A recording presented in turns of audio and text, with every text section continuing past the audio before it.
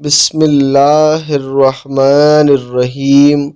السلام علیکم ورحمۃ اللہ وبرکاتہ۔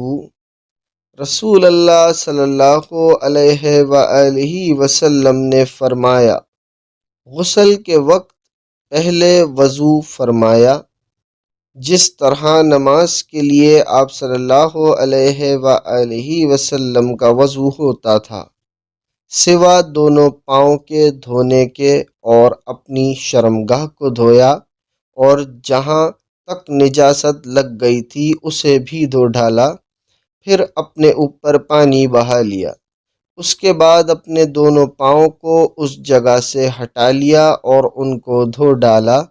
یہ طریقہ آپ صلی اللہ علیہ وآلہ وسلم کا غسل جنابت کا تھا۔